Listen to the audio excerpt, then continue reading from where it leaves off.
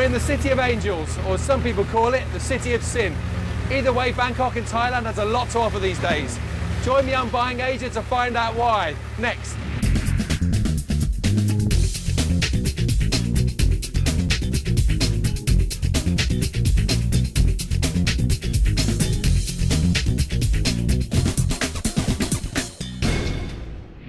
Hi, I'm Tim Murphy, your host for Buying Asia, the definitive guide for property in the Asia-Pacific region.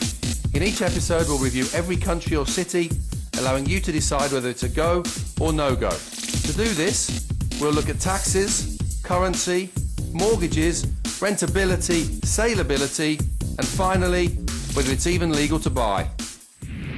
It's a sprawling city of more than 12 million people, has 50 districts, and a long river that splits it down the middle. Bangkok gets 10 million people a year. That's second only to London in terms of tourism. And despite recent political challenges, there's $89 billion of GDP in this city, so well worth a look. And in Thai, Bangkok has the longest city name in the world in the Guinness Book of Records. Try and get me to pronounce it, you've got absolutely no chance. Welcome to Bangkok.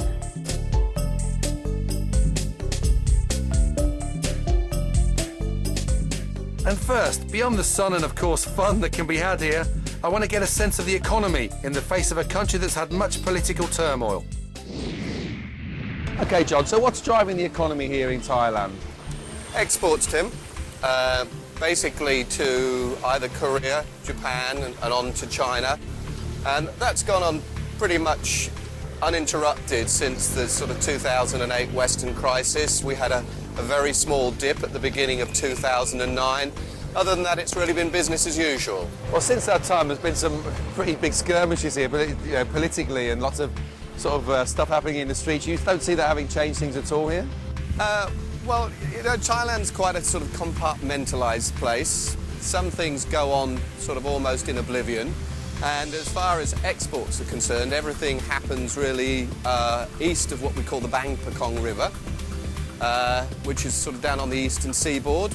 And those guys sort of look upon Bangkok as sort of some strange, faraway place. So when you get demonstrations and things occurring at the city centre, everybody just ignores it and carries on, and business as usual again. So when foreigners are watching this on TV and they're thinking, you know, there's no way I'm going to invest in Thailand because this is going on, or I don't want to buy real estate, you see that as, although it's not very nice to see, fairly immaterial to the sort of wider economy.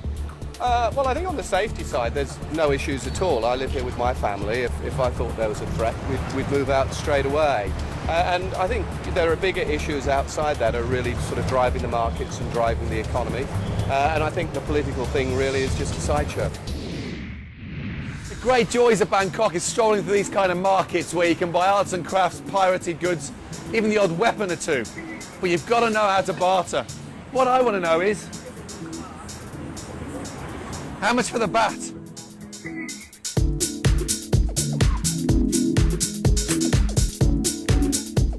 But on a serious note, buying property in Thailand isn't always as straightforward as walking in with cash in hand.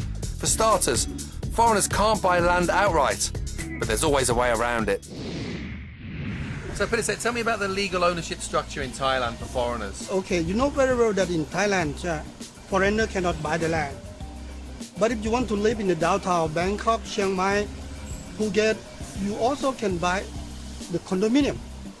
I mean, you have a unit of the condominium, you buy in your own name. I think the rules then are, as long as there are not more than 49 condominiums out of 100 owned by foreigners, foreigners can own legal land title, same as Thais, freehold strata, very secure, yeah? It's correct that the foreigner can own in his private name just 49% of the total building. Okay. So what about landed properties? What about villas and houses? For Thailand, foreigner cannot buy. Okay. But you can lease. The maximum of the long-term lease now is 30 years. Okay. Then if you want to buy a nice piece of land on the beach, that you need to lease. Okay, so I spend $2, $3, $4, $5 million, which is very easy to spend in Phuket, right, or Koh Samui, build this lovely huge villa. In 29 years after I've finished building it, 70 years. Some farmer's going to come take it back off me. What happens at the end of 30 years? On the practice that we have an option between the seller, I can say the seller is the owner of the land, with the option to renew 2 times. Each time is 30 years. So maximum 90 years? Maximum is 90 years. Okay. And when are the government going to change that? I mean, you know, lots of foreign money pouring in here. Why don't they kind of try and make it I'm more sure friendly? that one day we will change it very soon because economic in Thailand is good. A lot of foreigners want to invest here and the door is open. We're just waiting for the government to say, okay, now we do. Okay. I Good. believe that it's 50 years or 90 years will be. So if I'm a foreigner looking to buy in Thailand and I'm watching this TV program now, what are the 3 or 4 key things I should be looking for? Okay, first thing, you need to go to visit the property. If you love the property, second thing you need is the lawyer because you are foreigner, you cannot read Thai. Then you need a Thai lawyer to check title deed, the property, and all the documentation important. Okay. Then when he confirmed that yes, then you can give the money to the owner. Time to talk about some property. We're going to look at the river now, which is the largest residential development in Bangkok. These guys, Steve and Milky, have been involved since 2007. How many units are you guys building over there? Just over 800. Wow. Yeah. And how many have you sold so far, Milky? Over 70%. 70%. And talk to me a little bit about the challenges of the last couple of years. Have sales slowed down? Is there still a take-up? Certainly a take-up, both domestic and with our international regional buyers. One of the challenges, but one of the things we did with the slowdown is we've topped off the building and we're moving forward, heading off to completion and starting to hand over at the beginning of next year, end of this year. Now this is obviously prime. It's overlooking the river. It's very close to the city. What kind of people are buying these units? Look, it's a range. Certainly the river lifestyle and Bangkok being on the river, it has quite a unique history, this river, the Chao Phraya. Buyers here with both foreign buyers wanting to be on the river and more so with Thai nationals. Okay, so it's a fair mix between foreigners and locals. Now I actually bought some units in here a few years ago. 2007, actually bought 5 units and sold 4 of them already. Made about 10-15% on each one and only put down 10%, so more than double my money. I've got one left, right? Let's talk about that one. You've been looking after me the whole time. I've got a 2,500 square foot apartment with a river view. Yes. Have I made some money? Of course you will. Final question. 2 questions actually. One, am I going to get a mortgage on this? Of course you Certainly can. yeah. So foreigners, still no problems with getting mortgages on these units. And when it comes to it, so I've made some good money. Should I be selling or renting? Am I going to get good rentals for it? Good rental yield, certainly. The tax rates are a little bit lower here and you can walk away with 6 to 8%. Oh, sorry, 5 to 6%. Now, at the start of the show, you heard me mention that Bangkok is the largest capital city or largest city name in the world. Do you want to have a go at pronouncing it for me? Okay, will do. Okay, it's กรุงเทพมหานครอมรรัตนโกสินทร์มหินทราอยุธยามหาดิลกพบนพรัตน์ราชธานีบุรีรัมย์อุดมราชนิเวศมหาสถานอมรพิมานอวตารสถิตสักกคติยะพิษณุกรรมสิทธิ์ Bit long for City of Angels.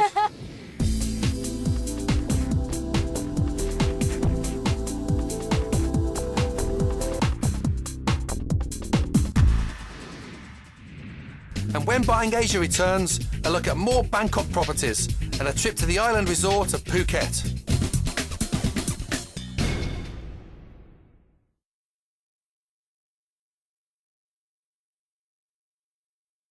The BTS line, which is the new subway system, and which runs all the way across Bangkok, the SkyTrain, which is a fantastic feature of this. Is that why they're building this here? I mean, you know, these buildings are now seemingly coming along all along the train line. Is that where every developer's trying to build? I mean, that's where you've got to be now, is on the BTS line, because people, you know, just walk straight out the unit, straight onto the SkyTrain, and you can get to pretty much anywhere in the city within minutes. So it is a big selling feature of this project here. So those of you who are not into metrics, the biggest unit in here is about 800 square feet, which is really quite small. So why is that? Is this more the inner city sort of single person sort of living? Yeah, it's just city living. You not tend to be big families what would live here. It'd be like city buyers. But that is the biggest unit here, 78 square meters. But the layouts are very, very good. It's got a sense of a lot bigger than 78 square meters. Okay, and what kind of rental yields? If these are small units, what sort of rentals would we get on these? You would get pretty average what would be in Thailand itself, but for here you will get around 6 to 7% per annum. Okay. Okay. And is this an final question, if I'm a foreigner looking at investing in this kind of property, I mean, we're only talking about for the smaller unit, again, pretty cheap, 3 million baht, so about 90,000 US dollars for that little studio unit, pretty cheap. So would this be a good investment product? It would, yeah, because of the location and good yields as well, and it would be a good opportunity for investment here as well.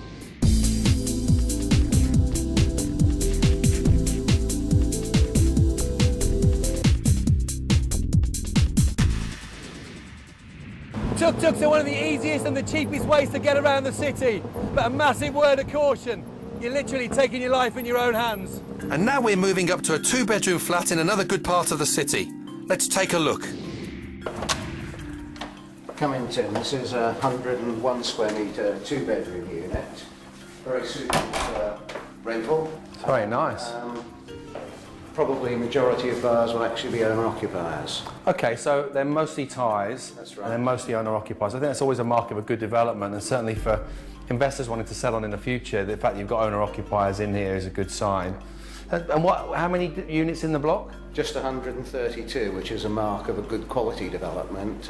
You've got quite a lot of privacy, you're not going to be crowded in the lifts, and you're right in the heart of the CBD.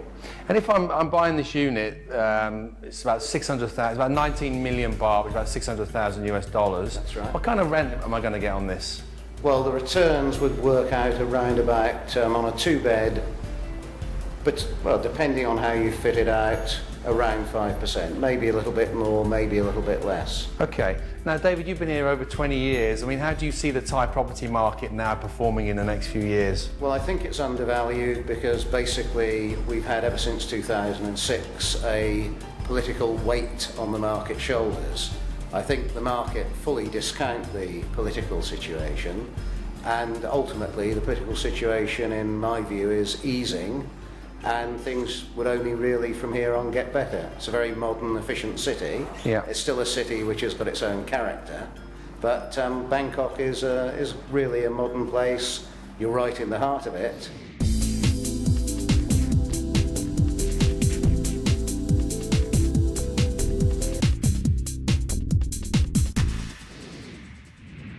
Welcome to Tim's Place, the section in the show where I look at something I've invested in the city. This is Sukhumvit 31, and I'm looking at Prime Mansion. It's very close to Prime Minister's residence, so I'm hoping the security's all right. Let's take a look. I bought this apartment a couple of years before it was actually built in 2007, and it's been something of an interesting investment. I'll explain why in a minute. So this is a 2-bedroom apartment, about 1,200 square feet, and as you can see, it looks fantastic. The biggest problem I've had with this is not rented out the whole time I've had it. I reckon about half the time, and any property investor will tell you that doesn't make good news for property investment. It costs about 300,000 US dollars, so not too bad, and I've got a 70% mortgage on it. The thing I really like about this place, the fit-out's absolutely fantastic. The facilities are incredible. It's swimming pool, gymnasium, great views over the city. So not great rentals, but I'm going to stick with it.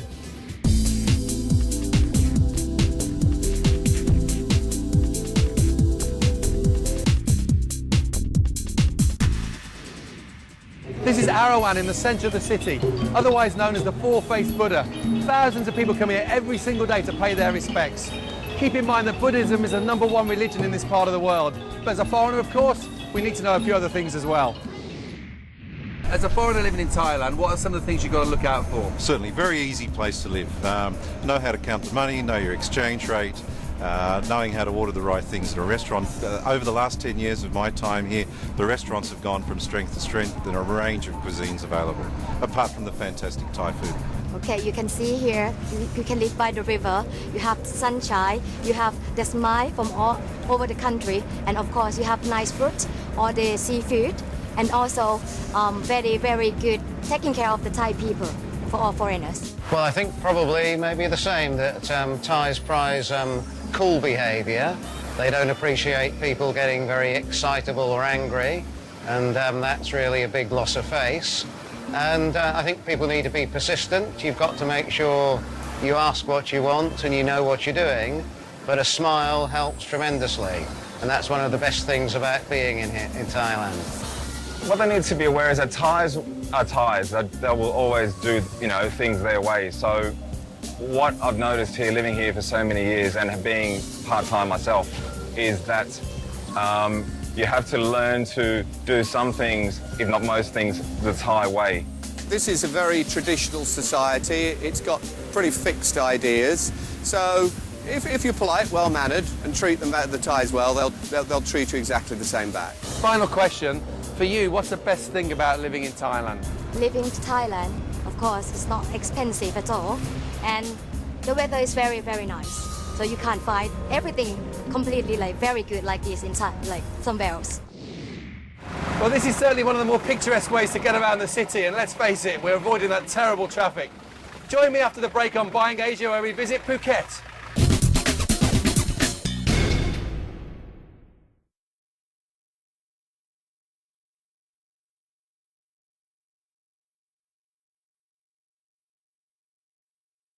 I'm in Phuket, 500 miles south of Bangkok, in what has been known over the last 10 or 15 years as Asia's premier resort destination. For starters, it's got its own airport and it's Thailand's biggest island. Recently, Fortune magazine announced it as one of the top 5 retirement destinations on the planet. Let's check it out, Buying Asia style. It's got a population of a little more than 300,000, but as many people familiar with the region know, it's a hugely popular tourist destination. With a tropical climate, excellent infrastructure and room to build, many have come here to buy their dream homes, like this one. We thought we'd start at the top of the market. I'm reliably informed that this is the most expensive villa in the whole of Phuket, and it does look pretty stunning, I have to say. Martin, how much is this worth? This property is on the market for $11.8 million. Wow! And this is literally the top of the pops, is it? It is, yes, yes. And tell me a bit more about the location. Where are we? We're on the end of Millionaire's Mile. You can see that we've got a nice view over Patong from here. It's actually in a private development itself, only a few villas here. Okay, and back in the day, a lot of Europeans are buying out of Europe. With the fact that the Europeans aren't quite as rich as they used to be, who are the buyers these days? Yeah, there's been a big shift in the demographics. There's much less Europeans coming over to buy at the moment. I think they're focusing in Europe. And our principal buyers are coming from Hong Kong, from Singapore, some from the Middle East, and a growing number from China. So it's principally expatriate-based Asian buyers. It's not small, is it? It certainly isn't. It certainly isn't small, So Tim. what's the size then? This is on a land footprint of about 80,000 square feet. The constructed area of the villa itself is 20,000 square feet, and it's got an internal size of about 10,000 square feet. Just talk me through it then. 4 bedrooms, what else has it got here? 4 bedrooms, office, it's got a fantastic master bedroom, it's got a separate dining area, a stunning TV room with panoramic views over Patong Bay, and it's got a nice reading room, relaxing living room area, and it's got plenty of alfresco dining space. All right, so talk to me about the area then. How far from the airport and sort of other beaches around here? About 40 minutes from the airport. In fact, in terms of beaches, you've got quite a few beaches. You've got Patong, which is about 10 minutes away, but actually this villa has a footpath down to a cove with its own little quiet beach. Wow. So you're a 10-minute walk away down a slope to a beautiful private cove. Absolutely amazing. And, you know, why would anybody, you know, if you just think about the whole area and other places around Asia, you've got so many different resorts now, why would anybody pick, say, Phuket as opposed to anywhere else? I think Phuket's infrastructure is very well developed. It's got a good international airport, good connections around Asia, which makes it appealing to people within, say, a 4 or a 5-hour flying distance from here, which incorporates China, Singapore, Hong Kong, Malaysia, the Middle Eastern countries as well, so it's very accessible. It's got, for people who want to live here permanently, it's got good international schools, 2 good international schools now. It's got excellent healthcare, good communications, and no pollution.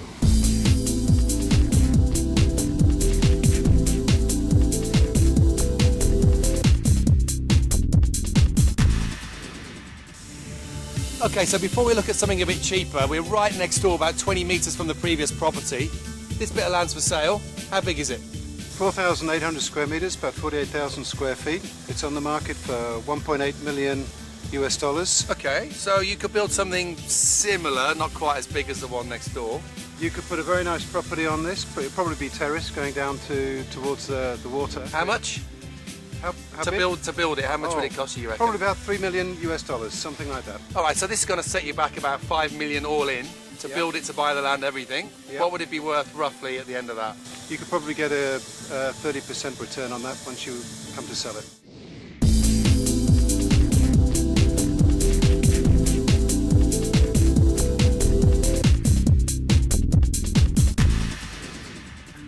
And even smaller homes offer great value. Wow, this is not down market at all, it's beautiful.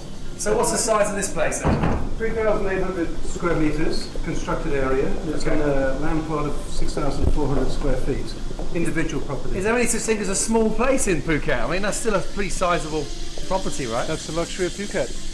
Okay, so what would this cost me? It cost you $630,000 US. Okay, so if you're advising somebody about coming to Phuket to buy a property, what are the key tips?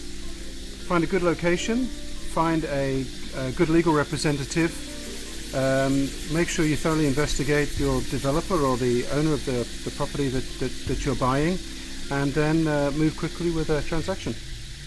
Pretty simple, eh?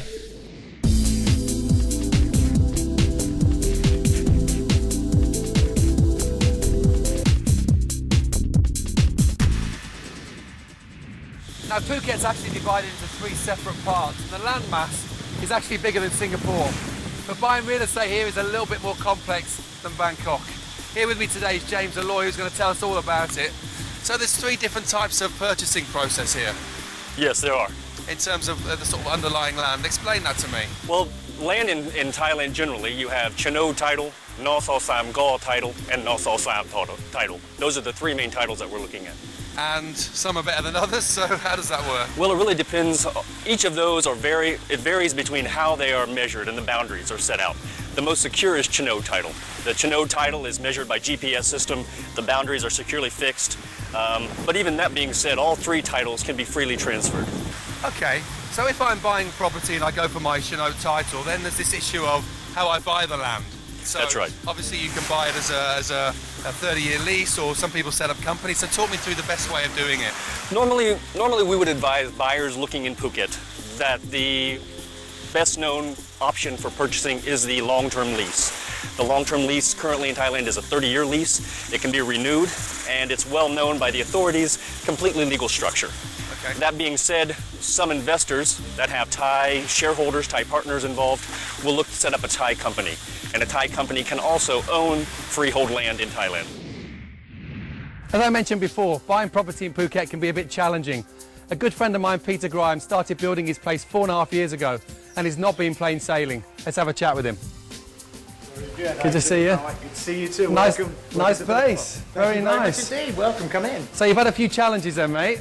Yeah, we've definitely had a few challenges. I think whenever you design and build something, there's a lot that happens that you don't expect at the beginning. But it's been a bit of a labour of love, and I think it would be fair to say that we would have done a few things a little differently. But with hindsight, as always. With hindsight, exactly. So when you originally started planning this, how long did you think it would take to get it built for you? Well, you know, in the design and build phase, I think we weren't in any particular hurry. We wanted to get it right. So, we were expecting it to be a couple of years. It's been a little longer than that, actually. Have you aged a bit during that time? Oh, yeah. I had a full head of hair when we started.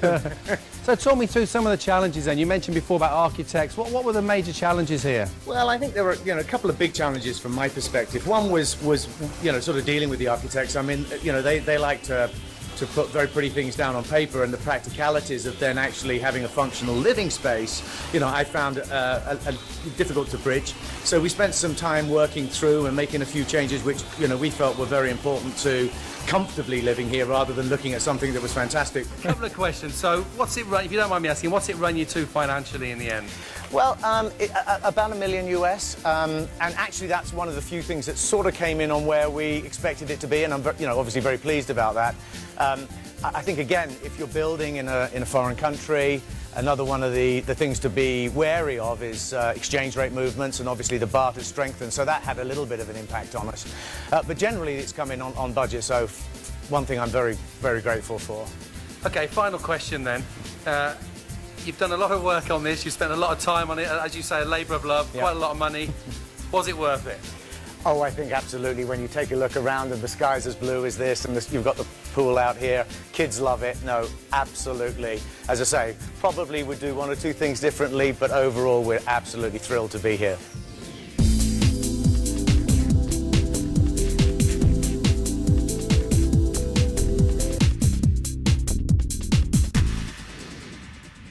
So as the sun sets on Phuket and Bangkok, let's hear what some of the locals have got to say about the future of Thailand. This house is very nice. We very open. Then I believe that now Thailand is open the big door, and you can come to live like your second home. Phuket's an island, very much like Singapore. It's not getting any bigger, so obviously the way that it's managed going forward requires some thought. But there are certain rules and regulations in place that govern the real estate market and property development, and that's intentionally placed to make Phuket a green environment with that continues to be appealing to foreign visitors. So I think it will continue to develop. We're seeing more infrastructure coming in place, road improvements, the airport improvements as well. I think healthcare is improving over here.